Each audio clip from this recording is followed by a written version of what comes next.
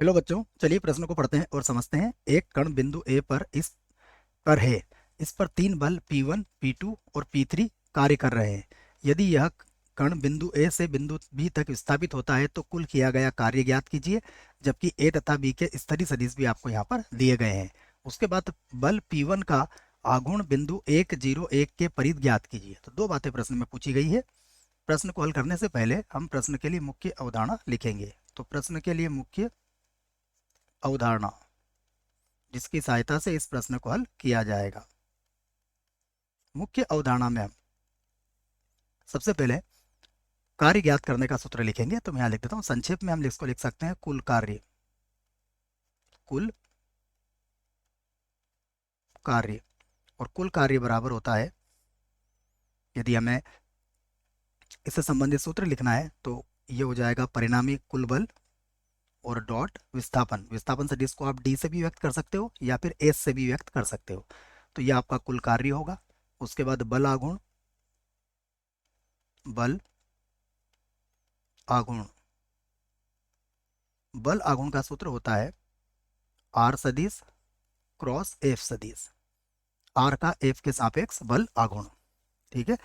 अब जो दिया गया है हम उसे लिखते हैं। तो देखो क्या क्या दिया है हमें। यहाँ से लिख लेता हूँ मैं। दिया है हमें, जो दिया है उसमें सबसे पहले P1 सदिश दिया है। P1 सदिश जो है आई केप माइनस का जे केप और प्लस का के केप, ये P1 सदिश है। उसके बाद P2 सदिश भी दिया है। ये है माइनस का आई केप प्लस का दो जे केप और माइनस का के केप। P3 सदिश भी दिया है। तो P3 सदिश है आई केप और माइनस का के केप। उसके बाद OA सदिश भी दिया है। OA सदिश दिया है 4i केप माइनस का 3j केप माइनस का 2k केप। तथा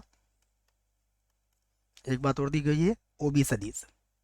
OB सदिश ये दिया है 6i केप प्लस का j केप और माइनस का 3k केप।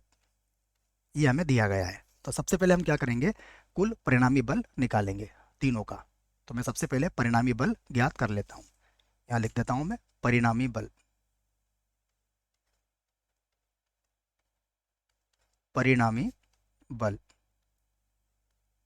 और परिणामी बल को मैं किससे व्यक्त कर देता हूँ, F से।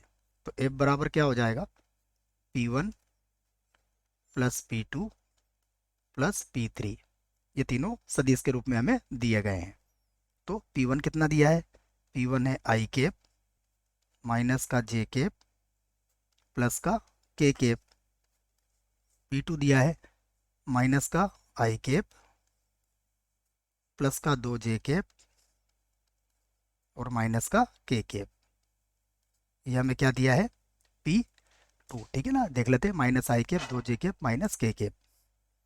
उसके बाद प्लस अब P3 हमें दिया है आई केप और जे केप तो है ही नहीं, माइनस का के केप। तो हम इसे जोड़ लेते हैं। देखो आई में से आई तो कट ही जाएगा तो केवल आई केप बचेगा।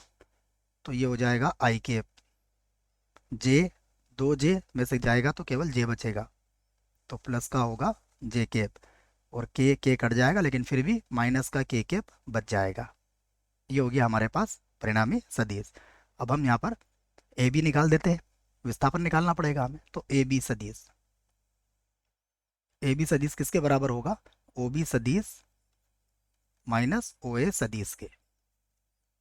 इसे भी घटा लेते हैं हम। देखो तो घटाएंगे तो सबसे पहले 6 में से 2 घटेगा तो कितना आएगा, सॉरी बच्चों, 6 में से 4 घटेगा तो कितना आएगा, 2। तो 2i केप।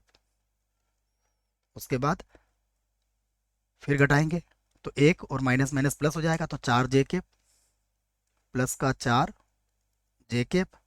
और फिर यहाँ घटा देंगे, 3 में से 2 घटाएंगे माइनस में है तो प्लस हो जाएगा, मतलब माइनस का के केप बचेगा, माइनस का के केप।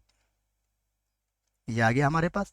तो अब हम यहाँ पर कुल कार्य याद कर सकते हैं। तो मैं लिख देता हूँ कुल कार्य, कुल किया गया कार्य। कुल किया गया कार्य। ठीक है ना, यही पूछा गया था, देख लीजिए आप, कुल किया गया कार्य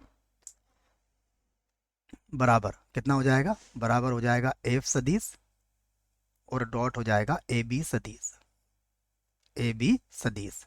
तो एफ का मान हमारे पास आया है आई केप प्लस का जे केप माइनस का के केप। उसके बाद डॉट ए बी का मान आया है 2 i केप प्लस का 4 जे केप और माइनस का के केप। हल कर लेते हैं इसे, तो ये हो जाएगा 2 जे, तो ये 4 हो जाएगा और ये माइनस माइनस प्लस का 1 हो जाएगा।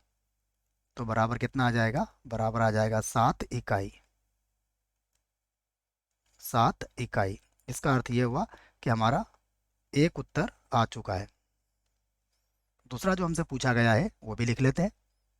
अब हम ज्ञात कर लेते हैं, हमसे जो पूछा गया है, देखिए कि P1 का आघूर्ण 101 के परित।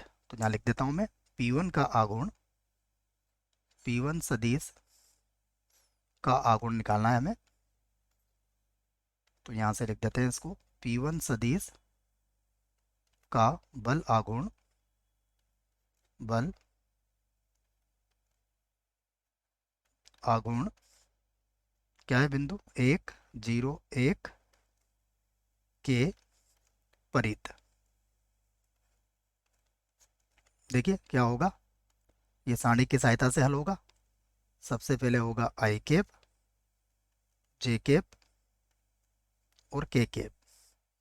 उसके बाद आ जाएगा, देखिए 101 के परित ज्ञात करना है, तो 101। उसके बाद P1 कितना है हमारे पास, P1 है माइनस 1 माइनस 1 1, 1 माइनस 1 और 1। इसे हल कर लेते हैं, देखो। तो सबसे पहले होगा आई केप, यहाँ से लिख लेता हूँ मैं बराबर, सबसे पहले लिखते हैं आई केप, और आई केप की सीध में क्या करेंगे, पंक्ति और स्तंभ को हटा देंगे, तो 0 और ये +1 हो जाएगा, तो 0 + 1।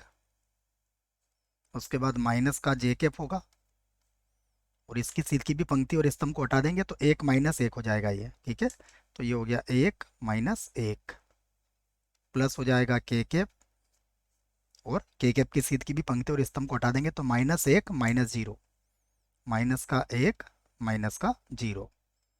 तो हल कर लेते हैं इसको, तो ये हो जाएगा आई केप, ये 0 हो जाएगा, तो ये हो जाएगा माइनस का के केप। तो ये हमारा एक और उत्तर आ चुका है। दोनों ही उत्तर हमने दे दिए हैं बच्चों। आशा करता हूँ प्रश्न का उत्तर समझ में आया होगा। धन्यवाद।